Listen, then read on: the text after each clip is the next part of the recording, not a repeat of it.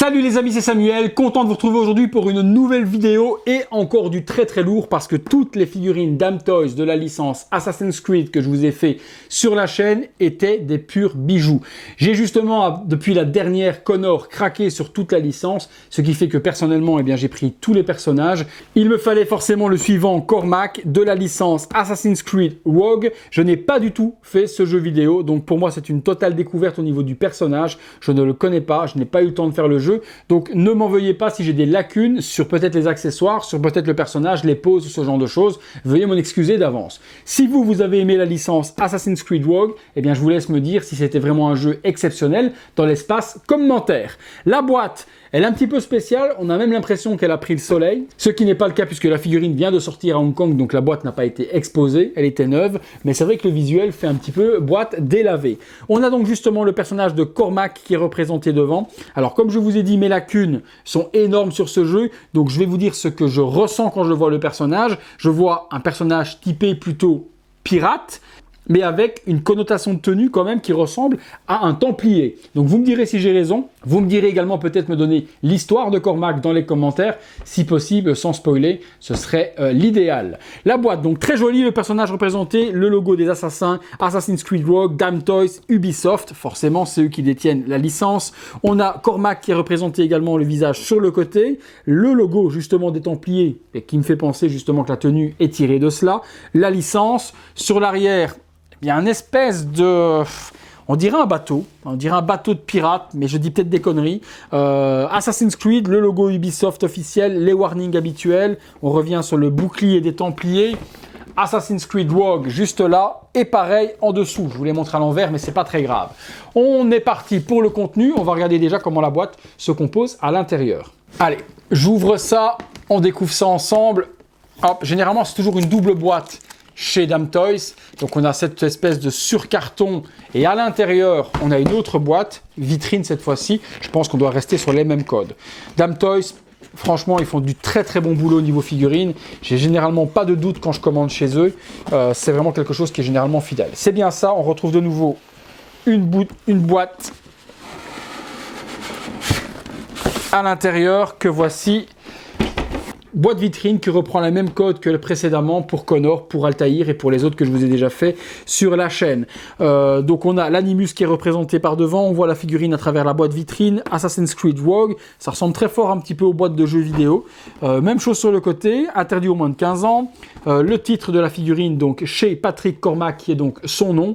Un petit speech, I make my own luck, forcément vous savez de quoi ça tourne, moi j'en sais strictement rien. Rien dessus, rien dessous, on passe à l'intérieur de la boîte. Allez, j'ouvre ça. Certains me laissent souvent des commentaires en me disant « Ouais, c'est dommage les lacunes que tu as sur les personnages ou autres, mais il y a un problème, c'est que si je vais me renseigner sur le personnage, je risque de me spoil. Et comme un jour, quand je serai mort, peut-être, j'aurai le temps de jouer aux jeux vidéo et j'ai pas envie de me spoiler. Donc je sais que si je vais voir l'historique du personnage, je risque de me spoiler l'histoire. Donc je laisse plutôt par contre les spécialistes se lâcher dans l'espace commentaire et pouvoir donner le maximum d'informations pour ceux qui sont intéressés de le faire. Alors, 2 étages comme d'habitude, toujours un joli socle diorama. On perd pas les bonnes habitudes chez Damtoys. On va découvrir tout ça ensemble. Elle est toujours très bien fournie avec de magnifiques armes. C'est vraiment une marque à en devenir et je vous l'ai déjà dit dans les reviews précédentes, j'ai vraiment hâte de voir les gladiators justement d'un des derniers jeux d'Assassin's Creed et encore plus maintenant avec Valhalla qui a été annoncé en jeu vidéo. Si Damtoys fait les Vikings en assassin, là ça va juste être une grosse dinguerie. On est parti sur le socle pour commencer, donc toujours sublime socle diorama. Alors, petite particularité qu'on n'avait pas sur les autres avant, c'est que pour ceux qui décident de ne pas exposer la figurine avec la tige, ce qui, au vu de la structure, est plutôt compliqué, Damtoys met un petit capuchon qu'on retrouve juste ici pour justement masquer le trou de la tige. Donc, on peut mettre la tige si on le veut. Si vous ne la mettez pas, vous avez un petit capuchon. Ça, on ne l'avait pas sur les versions précédentes des socles. Donc, avec ou sans. De vous à moi, sans ça, je doute que la figurine tienne quand je vois le relief du socle. Le socle, justement, magnifique, il n'y a rien à dire. Socle de glace, il y a une petite mer en PVC, c'est pas de la résine, il y a un PVC qui fait un effet d'eau avec des petits morceaux de glace qui flottent par-dessus. Le socle est génial, franchement, il est super beau. Par devant, Assassin's Creed Rogue, donc on n'a pas le nom de la figurine Cormac ou quoi que ce soit, on a juste le titre de la licence. Mais le socle est super joli, des inscriptions sur le dessous qui sont juste les licences. La tige, on la pluguera après. Les armes, on est parti dessus. Alors, je retourne.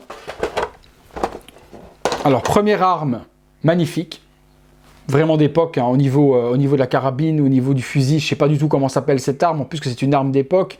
On a des petits logos dessus, un effet bois qui est géré de dingue, weathering utilisé dessus qui fait une usure, on a l'impression d'avoir du métal et du bois.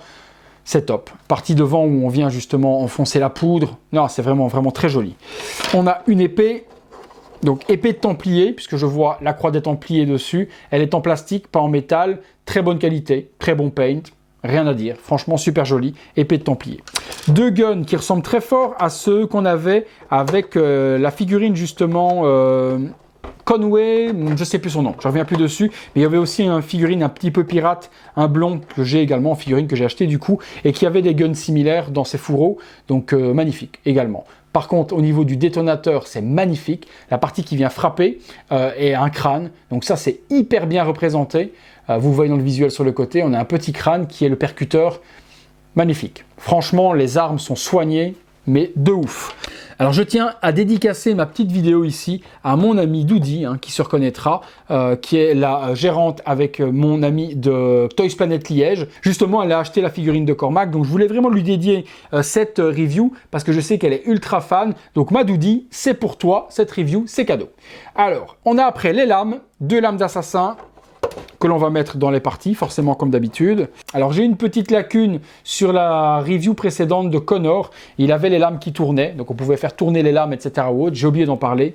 Je vous l'ai dit, c'était pas un jeu que j'avais fait en long, en large et en travers. Donc excusez de ne pas avoir mis et de ne pas avoir expliqué que la lame tournait, que c'était vraiment une spécificité de cet assassin. Donc ici, deux lames à emboîter. Faites super gaffe, c'est ultra piquant et vous pouvez vraiment vous faire mal malgré que c'est en plastique. On a ensuite une petite dague. Plastique également assez fragile, faites attention. Donc jolie petite dague avec jolie manche. Comme d'hab, hein, les accessoires sont mais alors ultra soignés. La figue, on passe dessus. Deuxième étage. Donc énormément de mains. 1, 2, 3, 4, 5, 6, 7, 8, 9, 11 mains au total sur la figurine. Donc des mains gantées. Très bonne gestion avec un usure également géré dessus. C'est de la qualité de ce que peut faire Hot Toys. Il n'y a vraiment pas à rougir du tout Damn Toys. Il s'applique mais de dingue. Quand je vois l'état du costume, quand je vois l'état de détail du costume que j'ai là sous les yeux, c'est encore un truc de fou. Donc des mains pour tenir la carabine, des mains pour tenir l'épée, des mains pour tenir les guns, des mains pour mettre les formats justement main ouverte quand on fait sortir les lames. Tout ce qu'il faut. Où il faut, magnifique. On a des pegs de remplacement qui sont mis juste en dessous. Et puis on a cette partie-là qui doit être à mon avis la partie qu'on vient mettre devant la bouche. C'est ça qui fait penser plutôt à un pirate. C'est qu'on a une partie foulard à venir lui glisser pour lui masquer le visage. Cette figurine n'a pas de capuche comme les autres assassins. Ici, elle a simplement donc ce masque à mettre devant la bouche pour se cacher justement. La figurine, j'enlève les petits plastiques. On regarde ce qu'il en est. Voilà, j'ai retiré les petits plastiques les amis et mon Dieu, le détail sur le costume, mais quel truc de sauvage. Cette tenue pirate, templier un petit peu, vous voyez, une espèce de décharpe de templier qui tombe sur le côté, il a aussi un logo de templier sur la partie ici devant, mais cette veste de cuir, il y a des détails partout. C'est de l'orfèvrerie au niveau de la couture, au niveau du tailoring, c'est magnifique. C'est magnifique, franchement, ils font un truc de malade. C'est une marque de dingue, Damn Toys. Ils ont vraiment ultra soin de cette licence Assassin's Creed, c'est vraiment génial. Franchement, regardez-moi ça, quelle beauté. Regardez-moi ça derrière, vous le voyez sur le côté en même temps. C'est chirurgical. Petite ceinture, des petites pochettes partout, des pochettes à l'arrière pour venir y ranger justement les guns au nombre de 2. Donc ça va être pour ranger ces guns-là. J'ai rien pour ranger ça. Si, certainement dans la petite partie ici vers l'arrière, on va pouvoir peut-être ranger ça ou l'épée. Non, l'épée va peut-être se ranger ici. Je vois qu'il y a une partie pour venir ranger l'épée. Peut-être comme ça. Je vais regarder le visuel après quand je vais assembler la figurine. Peut-être que ça va ici dedans ou pas. Je sais pas. Je vais regarder comment tout ça s'assemble. Mais en tout cas, c'est nickel. La tête. Alors la tête, il est typé un petit peu espagnol. Je trouve qu'il a une tête un petit peu d'espagnol. Je sais pas s'il l'est. Il a une cicatrice sur l'œil. Le visage, moi n'ayant pas joué au jeu, je peux pas vous dire s'il ressemble à 200% à la figurine. Vous me le direz dans l'espace commentaire s'il ressemble à la figue ou pas. mais plutôt bien géré. Derrière, il a une petite queue de cheval, les cheveux plaqués vers l'arrière. Non, c'est propre. En tout cas, le sculpte est hyper beau, hyper bien peint, les yeux hyper bien détaillés, cicatrices et tout. Pépite, une pépite qui va compléter la licence Assassin's Creed de toute beauté. Eh bien écoutez les amis, je vais assembler tout ça, je vais regarder comment se mettent les armes et autres et je vous fais 2-3 petites pauses, c'est parti. Première petite pause les amis, avec les lames sorties justement des poignets, magnifique. Donc les petites lames s'accrochent dans les petits poignets qui sont ici, dans les petites parties justement donc du costume. Vous enlevez ça, vous pouvez mettre, il y a un endroit pour venir clipser les pointes et ça se rentre directement dedans, c'est magnifique. On plie un petit peu les mains pour donner un aspect naturel comme s'il venait de les sortir. C'est une tuerie. Donc l'épée se met là, la dague se met ici. Regardez-moi les détails de costume. Tout le costume est câblé. Donc vous pouvez donner vraiment le volume que vous voulez. Vous voyez, on peut donner un volume. Même chose pour les parties templiers ici sur l'arrière. Vous pouvez donner du volume également si vous voulez. Tout est câblé. Les petites pochettes.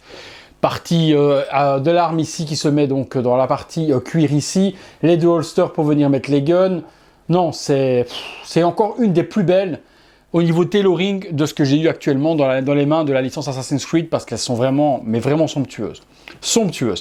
Je ne lui ai pas mis encore la partie donc foulard devant la bouche. Je voulais vous montrer le sculpte déjà comme ça. Maintenant, on va faire une deuxième pause. Je vais justement le masquer et on regarde ce que ça donne.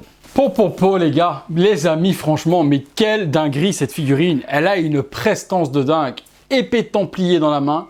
Gun tendu, mais alors super bien droit, regardez-moi ça, comment la tunique se donne super bien, ce qui fait qu'on peut tendre le bras de façon hyper naturelle. Waouh, j'adore. Franchement, le combo avec l'arme comme ça et l'épée dans l'autre, je trouve que c'est juste sublime. Je lui ai mis justement le foulard devant la bouche pour le masquer.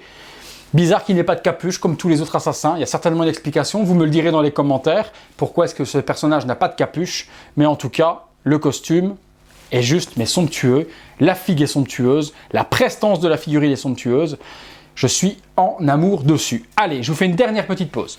Dernière pause les amis, je lui ai mis donc la grosse arme dans les mains, regardez la pose naturelle, poignet naturel, c'est top, on peut faire vraiment ce qu'on a envie avec. Franchement, une des plus belles Damn Toys Assassin's Creed sorties à ce jour, je suis comblé.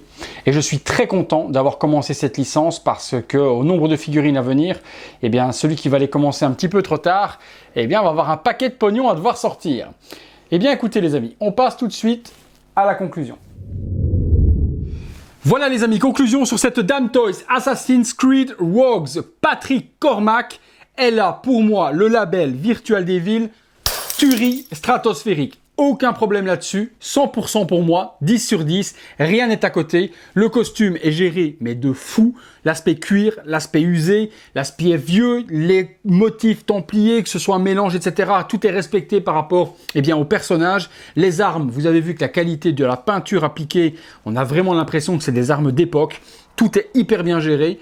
Les petites parties, avantage également aux petites parties qui sont là, toutes les petites push. J'adore vraiment que ce soit du plastique et qui n'est pas fait tout en cuir parce qu'on sait que le cuir vieillit mal quand c'est mal utilisé. Ici, le cuir utilisé, en tout cas pour la tenue, est de très bonne qualité. Je doute que dans le temps, on ait le problème de cuir qui s'effrite ou autre. Mais comme je vous le dis toujours, l'avenir nous le dira. Pourquoi pas de capuche? Ça, c'est le Cara Design qui voulait ça. Vous savez peut-être, vous fans d'Assassin's Creed, pourquoi il n'en a pas. Moi, je ne le sais pas. Mais avec le foulard devant le visage, ça fait de toute façon masqué, ça fait de toute façon assassin caché. Et j'adore également le look. Je suis, comme je vous l'ai dit, très content d'avoir commencé cette licence Damn Toys Assassin's Creed parce qu'on en a aujourd'hui 1, 2, 3, 4. C'est la 5e figurine de la licence. Donc, pour ceux qui veulent commencer maintenant, aux alentours de 230 à 270 € la figurine, ça fait un paquet d'argent à devoir sortir d'une fois. Je l'ai fait, moi, il y a quelques mois, en prenant les 3 qui m'intéressaient. Donc, j'ai pris les 3 premières sans celle du film. Hein. J'ai hâte de voir les suivantes puisqu'on sait qu'il y a désormais Bayek qui est déjà en précommande. Il y a également donc Ezio qui est aussi en précommande chez Damn Toys. Bien qu'on ait déjà eu une première version de chez Hot Toys, il faut dire que la Damn Toys aujourd'hui surpasse la Hot Toys avec la figurine de Ezio. Celle de Odyssey, je pense qu'elles sortiront également bientôt en précommande. Et puis on attend avec impatience d'avoir Valhalla. Mais bon, la figurine Valhalla, je pense qu'il faudra quand même quelques années avant qu'elle ne sorte. Voilà, dites-moi ce que vous en pensez de ce Cormac. Pour moi, petite pépite. J'espère que ça vous a plu de le découvrir tout comme moi parce que c'est vraiment une magnifique figurine. Si la figurine vous intéresse, description de la vidéo, je vous mets les liens pour vous la procurer. Elle est disponible actuellement à Hong Kong aux alentours de 250 €, si je dis pas de bêtises. Donc je vous mets les liens pour pouvoir vous la procurer entre 250 et 290 €, ce qui les vaut largement vu la qualité du produit. Dites-moi si vous avez aimé la vidéo, les amis. Si vous l'avez aimé, je vous invite à lâcher un gros like. Abonnez-vous également de cette manière-là en cliquant sur s'abonner et en activant la cloche. Et puis également, si vous voulez soutenir mon travail et que vous aimez la chaîne, eh bien rejoignez les membres soutien. Il y a le bouton rejoindre qui se trouve juste à côté de s'abonner. Vous cliquez dessus, je vous laisse voir les modalités et ce que vous avez donc en avantage en aidant la chaîne. Merci encore à tous de votre soutien. Merci pour tout. Merci d'être là. Merci d'être présent. Je ne le dirai jamais assez. Un énorme merci. Je vous laisse place au visuel 360 degrés de la figurine. Et nous, comme d'hab, les amis, bien que j'ai encore beaucoup de boulot à faire, on se retrouve très bientôt pour une prochaine vidéo.